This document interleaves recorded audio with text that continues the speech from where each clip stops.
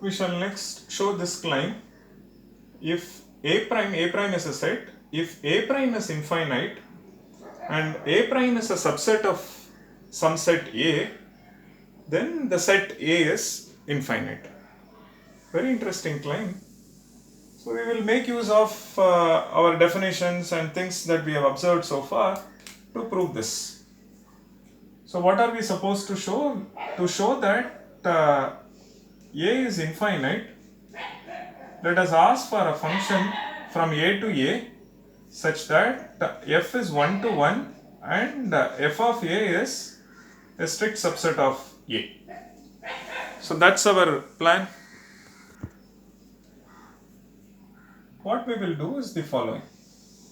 We have to come up with 1 to 1 function, right? So from A to A,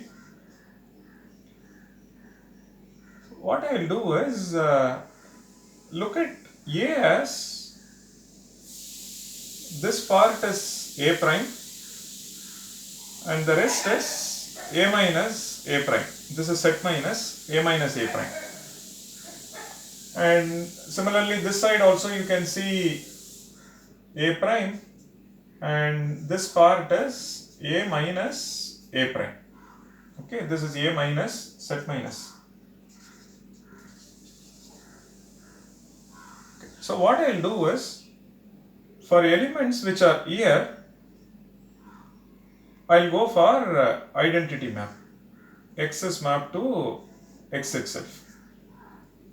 Which means, so f of x is mapped to x if x belongs to A minus A prime. And you are given the fact that A prime is infinite. Let's use that. What is given? Given that A prime is infinite. Finally, yeah, so which means there exists a function g from A prime to A prime such that g of A prime is a strict subset of this, correct?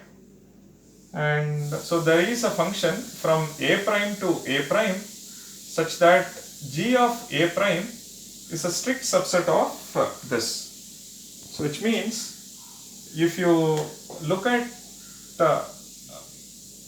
the image, it will be something like this. So g is a function such that g of A prime is a strict subset of A prime.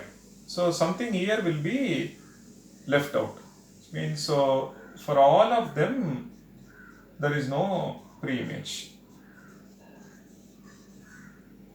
Correctly, yeah? So take that function. So which means to map this to this, simply take the map of g. So f of x is equal to g of x if x belongs to A prime. If x belongs to A prime, where will you map this x to? You map x to the map given by the image given by the function g. So you know it is infinite, which means there is 1 to 1 function such that g is 1 to 1 and g of A prime is a strict subset of A prime. Simply take that. And each of this is mapped to an element here which is given by the function g. So f of x is mapping to x if x is part of A minus A prime. F of x is mapping to g of x if x belongs to this. And we know that g of A prime is a strict subset of this, which means f of A is a strict subset of A. This implies that A is infinite. So we are making use of the fact that A prime is infinite, so which means there is a function g, and that map is being used when you want to establish a map for f. So we are trying to find a function f which is 1 to 1, and f of a is a strict subset of a. For which, what am I doing? I am splitting a into a prime and a minus a prime. And the elements that are in a minus a prime, I am simply going for an identity map. F of x is mapping to x if x belongs to this. And f of x is mapped to g of x when x is part of a prime. And we know that for a prime, if you look at the image set or the range, it is a strict subset of a prime, which means these elements you don't see pre-images at all, which means f of a is a strict subset of a. These elements do not have pre-images. Therefore, the set A is infinite. So this claim says you are given a set which is infinite, and there exists a one-to-one map from A to B. Then the claim says B is also infinite. So let's use these two and arrive at this result. So please note A is infinite, so which means you have a function g which is from A to A such that g is 1 to 1 and g of A is a strict subset of A. Correct? And so this is on one side, and we will have to make use of this factor also. And now we know that this function is 1 to 1. How do you make use of this result over here and arrive at that B is also infinite? So we know that A is infinite. So you look at f, which is from A to B, and you have an image for this, image for this, image for this, and so on. Please note f is 1 to 1. So which means for each of them it is distinct. Correct? And where is f of b? F of A is a subset of this. Correct? And now it is 1 to 1. A is infinite and f is 1 to 1, which means for each of them you have a unique image on the other side, and that shows, this implies that f of A is infinite. And for each of them I should have at least one element, right? And it is a function, so it has to be exactly 1, so you get unique mapping. So cardinality of this is at least the cardinality of this. So A is infinite and f is 1 to 1. So for each of them you find one corresponding element here, and so that shows that f of A is infinite. By our previous claim, and A prime is infinite, then its superset is infinite.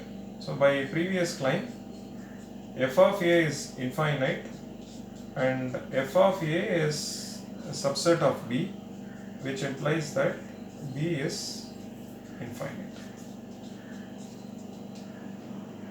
So we know that the function f is 1 to 1, which means for each of them you have one unique element on the other side, and A is infinite.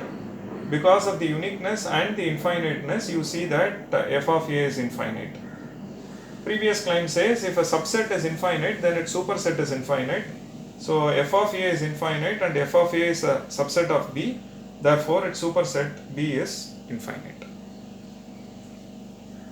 Like the way we did or we proved the previous claim, one can also come up with a map. Okay. For example, what is that we want to show that this is one proof, I'm running one more. To show B is infinite, all that I need is I need a function h from B to B such that h is 1 to 1 and h of B is a strict subset of B. Okay. And in case you want to apply the fundamental thing, which is the definition that says to show something is infinite, you ask for a one-to-one function such that h of B is a strict subset of B. Correct? And so this also gives you a map. Okay. So now to arrive at this map, I should make use of the fact that A is infinite and f is a function from A to B, which is 1 to 1. Okay. What are we going to do? So we want a function from B to B. So what is given to us is A to B. So we want a function h such that h of B is a strict subset of B. That's our idea. Okay.